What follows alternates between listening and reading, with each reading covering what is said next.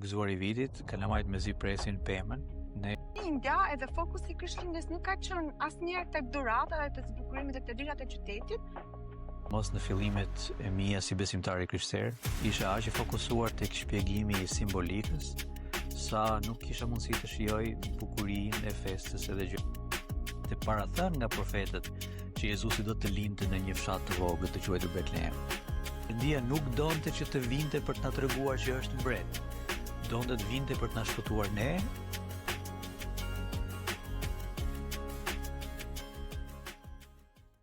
Përshëndetje, mirë se erdhët në Albania Digital Connection, podcasti ku ndalojmë, reflektojmë dhe kërkojmë ta shohim realitetin përmes lentes së vërtetës.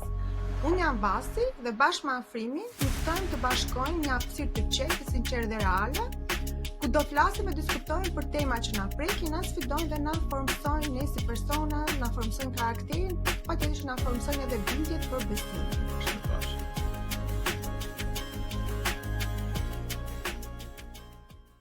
Përshëndetje miq të Albania Digital Connection, mirë se erdhët në podcastin e radhës. Si gjithmonë edhe këtë herë jam përsëri me Afrimin, edhe siç ju kemi premtuar që nga fillimi, qëllimi i podcastit tonë është për diskutuar dhe për të folur për tema që prekin realitetin. Meqense jemi dhe në muajin më të bukur të vitit, dhjetorin, muajin e festave, sot kemi vendosur të flasim pak për jo vetëm për atmosferën e dhjetorit, por edhe për kuptimin e gjithë kësaj atmosfere. Afrim, për juve në shtëpinë tuaj, në familjen tuaj, si e përjetoni atmosferën e dhjetorit? Siç e the, muaji më i gëzuar i vitit, kalamajt me zi presin pemën. Ne presim që të mbarojnë festat e pavarësisë, edhe pastaj të hyjmë tamam në dhjetor, po patjetër me zi presim. Po, me zi presim, me vërtet. Të zbukurojmë pemën, të vëmë dritat nëpër shtëpi. Edhe meqense Afrim ti përmendi që me zi presin fëmijët, edhe jam e sigurt që fëmijët janë ata që përjetojnë më shumë gëzimin e festës. Tani jam për shkak se ju keni 3 fëmijë, edhe jam e sigurt që keni rregulluar pemën çdo vit, edhe jeni përpjekur të ndihmoni ose t'i tregoni fëmijëve kuptimin e festës, Krishtlindjes, se e zbukurojnë pemën e kështu me radhë. Edhe ne sot në podcastin tonë kemi vendosur të diskutojmë edhe të flasim pak për simbolet e Krishtlindjes. Duke sikur dhjetori është muaj ku qyteti zbukurohet, ka muzikë gjithandej, dhurata, zbukurime nga më të ndryshme duke filluar që nga yjet, pakot e dhuratave e kështu me radhë, por në fakt Krishtlindja edhe fokusi i Krishtlindjes nuk ka qenë asnjëherë tek dhurata dhe të zbukurimit dhe të lirat e qytetit, por simbolet që ka Krishtlindja edhe që ne kemi lexuar në Bibël, në fakt të çojnë në një kuptim më të thellë dhe më të drejtpërdrejtë të Krishtlindjes, që të tek ideja se çfarë Jezusi, çfarë Perëndia bëri për ne, duke filluar që nga Krishtlindja edhe në vazhdim. Kur mendon në vetvete për qytetin, vendin, por edhe për Grazhdin, për stallën, në fakt është me një logjikë të thjeshtë, normalisht e kupton që këto nuk janë vetëm simbole që na tregojnë për vendin, janë më shumë se sa, këto tregojnë më shumë se sa për qytetin dhe për vendin. Cili ishte kuptimi pak më i thellë i këtyre simboleve që Bibla në fakt e jep edhe qëllimi pse Jezusi, pse Perëndia vetë zgjodhi të vinte në këtë mënyrë? Diskutim shumë i mirë për disa arsye.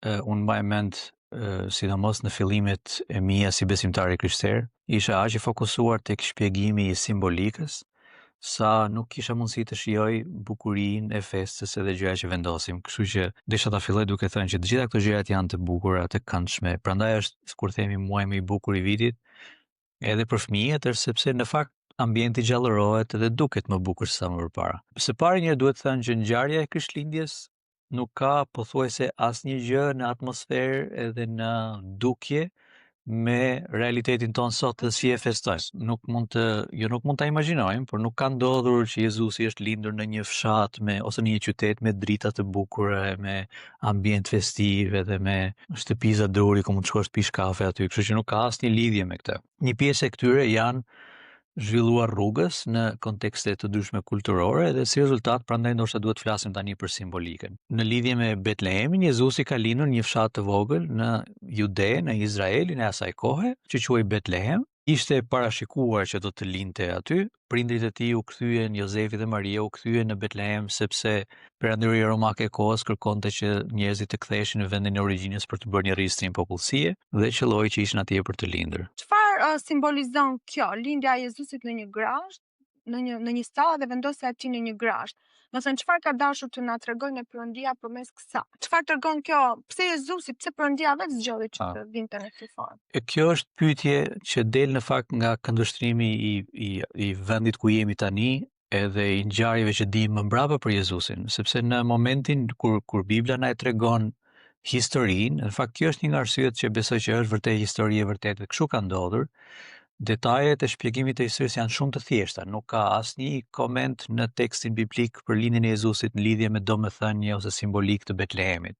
E vetmja domethënie, në fakt që ka kuptim për ne tani, kishte kuptim edhe për ata në atë histori, është që ishte profetizuar që Jezusi do të ishte parathënë nga profetët që Jezusi do të lindte në një fshat të vogël të quajtur Betlehem, sepse ishte përmendur në profecitë për Mesian. Kështu që simbolika e vendit lidhet thjesht me atë që ishte parathënë përpara. Nga aspekti historisë nuk ka asnjë domethënie. Tani pyetja është profecia e përmbushur. Patjetër, por pyetja nga këndvështrimi ynë tani është duke ditur se kush ishte Jezusi, siç e besojmë që Jezusi ishte hyjnia i ardhur në tokë në trup njeriu. Pyetja pastaj është pse Zoti zgjodhi që të vijë në këtë vend të vogël, pa zhurmë, pa bujë. Nga këndvështrimi i historisë biblike, ai nuk kishte ardhur për të bërë bujë, duket qartë dhe nga pjesa e historisë, jo vetëm nga shpjegimi i Betlehemit, kishte ardhur për tu identifikuar me botën, edhe bota nuk është vetëm pallatet e larta e të bukura, është edhe zona të vogla të harruara. Dhe nga ky kontekst kishte ardhur për tu njohur me botën, për të qenë pjesë e botës në mënyrë që ta shpëtonte botën më brapa. Nuk shohim ardhje të një mbreti pompoz me ushtri edhe me zhurmë. Ka pasur ca aspekte interesante, por mendoj që kjo është simbolika tjetër. Edhe në vetvete ardhja e tij në këtë formë tregon shumë. Që ne do ta shikojmë edhe në vazhdim se Krishtlindja, ne në realitetin ton e veshim Krishtlindjen me gjëra sipas qefit ton, siç tham, sot i veshim shumë drita, ngjyra, zbukurime gjëra, por në atë kohë simbolet e Krishtlindjes, duke filluar që nga Betlehemi, ylli, barin, dietarët edhe të tjerë tregojnë shumë se sa thjesht një dekor. Ato janë në fakt një ftesë për gjithë secilin për nesh për të na çuar pak më thellë që të mund të kuptojmë kuptimin e vërtetë dhe real të Krishtlindjes. Tani nga Betlehemi do kalojmë tek foshnja e mbështjellë në pelena. Më thënë, kjo është normale, një foshnjë e mbështjellë në pelena, por e vendosur në një grasht. Si mund të na ndihmojë sot kjo simbolik të kuptojmë brishtësinë njerëzore, por edhe praninë hyjnore në një person. Në linjën e mendimit kam të njëjtin mendim edhe për këtë, siç e përmendëm më parë. Nga aspekti i asaj që ka ndodhur, është krejt normale për një fëmijë që të lindë në atë kontekst, në ato rrethana, në një zonë të vogël të varfër, edhe të mbështillet me pelena si gjithë fëmijët e tjerë që lindin. Nga aspekti i asaj që dim nga pas ngjarjes me Jezusin, se kush ishte dhe çfarë roli do të kishte, kjo është edhe një herë simbolike e idesë që Zoti në Jezusin, hyjnia në Jezusin, donte vërtet që të identifikohej me natyrën njerëzore. Kemi pasazhe nga Bibla më mbrapa që thon ai e kupton shumë mirë natyrën njerëzore dhe ka jetuar si njeri. Ndryshimi mendoj është i dukshëm kur mendon si do kishte ardhur një mbret tjetër, qoftë edhe një fëmijë një mbreti. Kur vjen një fëmijë një mbreti, pritet mirë, pak a shumë vendoset në front gjithashtu, me dhurata, me pompozitet, me zhurmë. Perëndia nuk donte që të vinte për të na treguar që është mbret. Donte të vinte për të na shpëtuar ne edhe për të identifikuar me ne. Ky është një nga aspektet themelore të krishterimit dhe historisë së Jezusit. Duke marrë natyrë njerëzore, është në gjendje të identifikohet me ne, qoftë edhe në pikat tona më të ulta dhe në pikat tona më të mbrishta dhe në të qenit fëmijë pa mbrojtur, në mënyrë që të pastaj të rritej për të kryer misionin që i kishte dhënë Perëndia. Ka plot në përbot, ndoshta në Shqipëri nuk kemi shumë, por në vende ndryshme të botës kanë këto fshatra që janë si të krijuar për të dhënë një ide të vërtetë të Krishtlindjes, edhe kudo sheh një bebe, një foshnjë të mbështjellë me pelena. Në realitetin e sotëm është më se normale për ta përdorur si simbol të Krishtlindjes, por gjëja më e rëndësishme në fakt për ne, por edhe ne shpresojmë që të ndihmojmë edhe dëgjuesit e podcastit tonë është të kuptojmë këtë simbolik që në fakt është edhe thelbi i Krishtlindjes, një foshnjë e mbështjellë me pelena që ka një kuptim që mbar në mbi supet e veta një histori më të thellë se sa aq. Barinj të afrim ishin të parë që morën lajmin për ardhmën e Jezusit. Çfarë tregon kjo kjo simbolik, barin, çfarë tregon kjo për mënyrën se si Perëndia zgjedh që të japi lajmin, ose për mënyrën se si Perëndia zgjedh që të dëshmoj përpara popullit, përpara kombeve. Mendoj që ka dy linja diskutimi. Tani, disa prej këtyre janë përmendur në Bibël, në fakt nuk kemi në tekstin biblik, nuk kemi shpjegime të domethënies, kemi përshkrim të historisë, shumë thjesht. Angjëjt ju shfaqin një grup i barin, ishin afër në atë zonë dhe ju dhanë lajmin, edhe ata shkuan edhe gjetën fëmijën edhe adhuruan. Ky është pak a shumë përshkrimi. Nuk na thuhet atje që arsyeja sepse Zoti zgjodhi barinj është kjo. Por edhe njerë duke analizuar historinë, mendoj që ka dy linja. Së pari do thoshim barinjt janë njerëz të zakonshëm. Tani ka ca analiza kulturore ishin më të lënët me njanë, edhe e di që ka edhe pak aspekte, ndoshta edhe nga kultura jonë, që nuk i vlerësojmë shumë ata njerëzit që merren me kafshet, me delet. Por gjithsesi, le të themi, nëse nuk janë më të ultit e shoqërisë, le të themi që janë njerëz që nuk do të ishin prapë në tavolinat e mbretit ose të ftuara në ballot kur vinë mbretërit. Janë njerëz të zakonshëm, janë njerëz normal. Kjo do ishte një ide për simbolikën e barin. Ideja tjetër që unë mendoj që ka më shumë sens, është që pavarësisht se janë barin, janë njerëz të cilët po presin Mesian. Premtimi për Mesian ka mijëra vite që është dhënë izraelitëve dhe njerëzit e dinin, nuk ishte një sekret, nuk ishte një lajm për disa njerëz ose disa të mençur. Ishte lajm për të gjithë popullin dhe njerëzit e dinin, jetonin me këtë pritje. Dhe mendoj që aspekti i një njeriu të thjesht, i cili po jeton jetën e tij, po bën punën që i është caktuar të bëjë ose që ka zgjedhur të bëjë. Dhe ai zgjidhet ose ata zgjidhen për të marrë lajmin të parë, komunikon edhe një shumë për zemrën e Zotit. Zoti nuk do të fitojë një grup elit njerëzish, as më të zgjuarit, as më të mirët nga konteksti kulturor shoqëror. Zoti do që t'ia tregojë veten të gjithëve, pa përjashtim, patjetër. Edhe sidomos njerëz që do ndiheshin ndoshta të përjashtuar nga shoqëria, ai nuk i përjashton. Kjo do ishte aspekti tjetër, po mendoj gjithashtu është e rëndësishme, e shikojmë nga lajmi me barin, që ata e marrin lajmin në një mënyrë të mrekullueshme dhe besojnë lajmin, sepse pasi dëgjojnë angjëjt, shkojnë për ta kërkuar fëmijën. Komunikon që ata e dinin që fëmia do vi, e kuptonin rëndësinë e Mesias dhe i besuan lajmit. Janë njerëz që zgjedhin të besojnë. Sepse farmi mund të ishin skeptik, mund të thoshin as duon t'ia dim për këtë, ose çfarë ishte kjo, ose pa më ëndër edhe do diskutonin ëndrrën ose tronditin që kishin nga angjëjt, por nuk do shkonin. Por fakti që shkojnë atje dhe adhurojnë fëmijën, besoj që komunikojnë që si njerëz të zakonshëm, në fakt e kanë zemrën duke pritur të vërtetën e Perëndisë. Edhe kjo do ishte simbolike që ka vlerë edhe sot. Njerëz të zakonshëm mund të adhurojnë Mesian edhe sot. Në fakt, gjithë se cili për nesh e ka mundësin, sepse ne festojmë Krishtlindjen çdo vit, edhe çdo vit ne e kemi mundësin për ta përjetuar arjen e Krishtlindjes, arjen e Krishtit në mënyrën si e përjetuan barinjt. Kisha edhe një pyetje tjetër, çfarë na ndihmon, si mund të na ndihmojë ne shembulli i barinjve për besimin ton sot, pra. Mënyra se si ata ishin njerëz shumë të thjeshtë, por mënyra se si vrapuan, shkuan, tregon shumë më tepër se sa thjesht njerëz që e morën lajmin dhe thjesht donin që ta shikonin. Mesoj është e njëjta ide në thelb.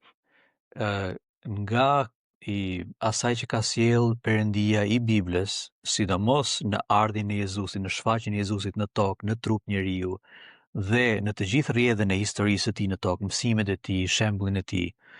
Jezusi kishte ardhur për të kërkuar njerëzit që e kanë zemrën të hapur për të. Dhe kushdo që e ka zemrën e hapur për të, pavarësisht nga rangu kulturor, shoqëror, pavarësisht si e konsideron shoqëria, Zoti e pranon krahapur.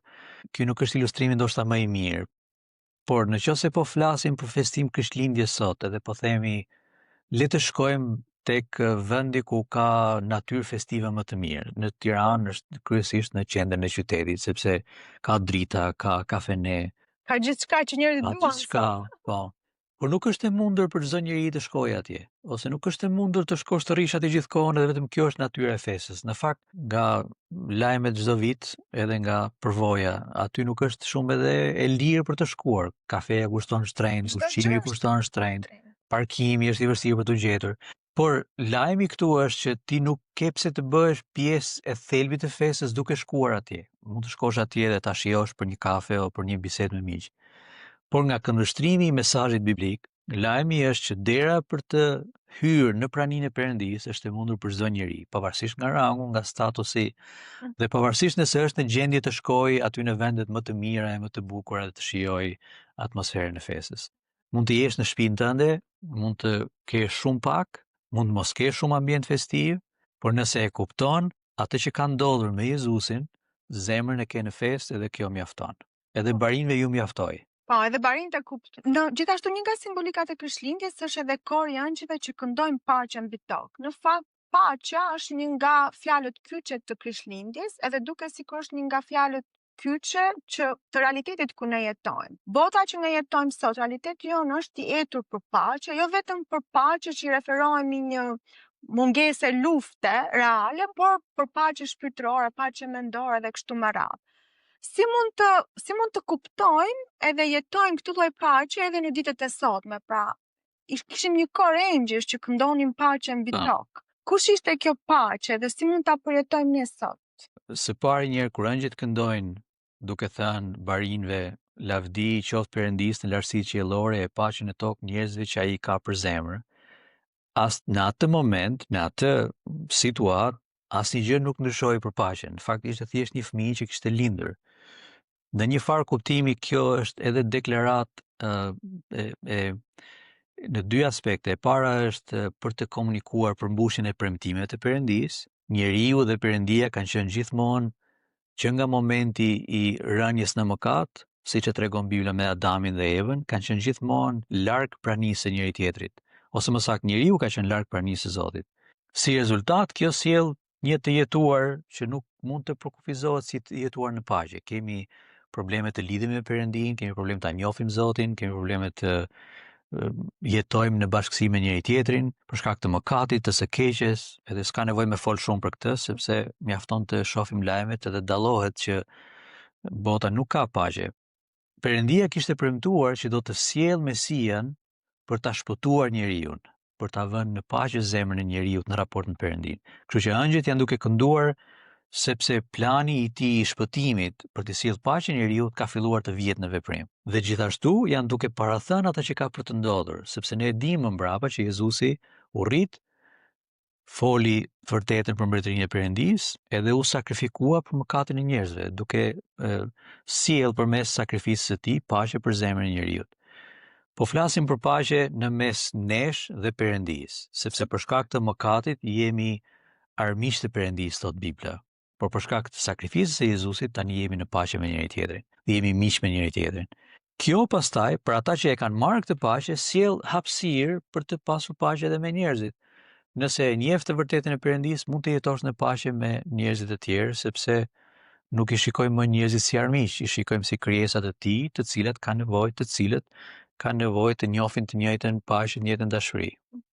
Por paqja është një element shumë thelbësor për Krishtlindjen, jo vetëm thjesht për kuptimin, jo vetëm thjesht në kuptimin që Krishtlindja ka, por është edhe një gjësi ose një element shumë i rëndësishëm për ne si njerëz sot. Edhe më pëlqen që e theksove që ne si njerëz kemi së pari nevojë për bërë paqe me Perëndin, edhe pasi bëjmë këtë lloj paqe me Perëndin, kemi aftësi pastaj ose jemi në gjendje për bërë paqe edhe me realitetin që na rrethon, edhe me botën.